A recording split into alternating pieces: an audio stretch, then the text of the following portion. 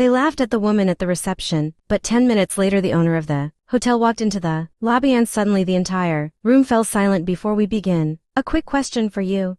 Which country are you watching this video from? Write it in the comments below. I'm curious to see from which parts of the world this story is being heard. No one noticed her when she stepped into the large lobby of the Grand Royal Hotel. The place was impressive. Polished marble floors shone beneath huge crystal chandeliers, and the soft sound of expensive shoes echoed through the room. Wealth floated in the air like invisible perfume. Yet the woman didn't seem to belong there. She wore a simple dark blue coat and carried a small, slightly worn leather handbag. No jewelry, no designer logos, nothing that suggested wealth. To the employees behind the reception desk, she looked like someone who had simply walked into the wrong place. She calmly approached the reception counter. "Good evening," she said politely. "I'd like a room for one night." The receptionist, a young man named Daniel, looked up from his computer. His eyes slowly scanned her from her shoes to her coat. Then his expression changed. Not curiosity but judgment. "Our rooms start at €900 per night," he said coldly. The woman nodded calmly. "That's fine. I'll take any available room."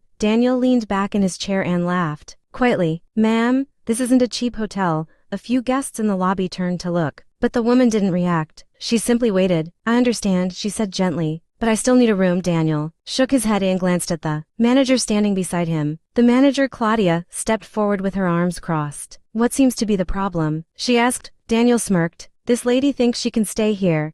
Claudia turned toward the woman. Her smile was polite but cold. "Our hotel maintains a certain standard," she said calmly. The woman nodded slowly. "I understand standards," she replied softly. "I only want to stay one night." Claudia tilted her head slightly. "Perhaps you would feel more comfortable somewhere else." A couple in the lobby whispered to each other. Someone laughed quietly. For a moment the woman lowered her eyes. Then she reached into her bag. The staff expected cash or a credit card. Instead, she pulled out her phone. "Excuse me," she said calmly. "I just need to make a quick call." Daniel rolled his eyes. "Of course," he muttered. "Maybe someone can recommend a motel." The woman stepped aside near a large window. She dialed a number. When someone answered, her voice remained calm. "Hello, it's me." A short pause. "Yes, I'm at the hotel." Another pause. "No, everything is fine." She glanced briefly toward the reception desk. "I think there may just be a small misunderstanding." There was silence on the other end of the line. Then she said quietly, "Yes." At the Grand Royal, another pause. "No, I'm not angry." Then she hung up.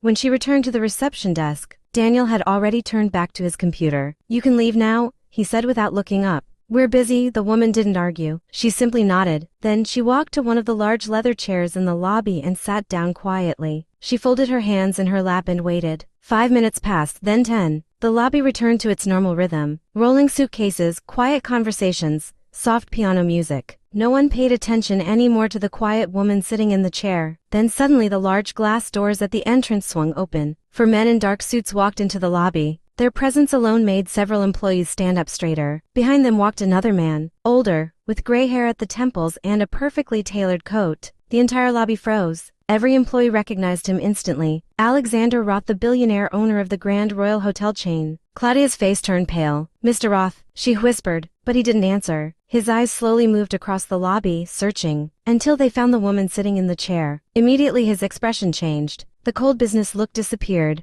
replaced by a warm smile. He walked straight toward her. Guests stepped aside. The staff stood motionless. When he reached her, he spoke calmly. "Sorry I'm late. The traffic was terrible." The woman smiled gently and stood up. "It's all right," she said. The silence in the lobby became almost unbearable. Claudia looked as if she had stopped breathing. Alexander Roth slowly turned toward the reception desk. Then he placed his arm around the woman. "Allow me to introduce someone," he said calmly. His voice echoed through the entire lobby. "This is Elena Roth." A loud metallic sound echoed. Daniel had dropped the key from his hand. No one said a word. Alexander Roth slowly looked around the room. "This hotel has belonged to my family for 15 years.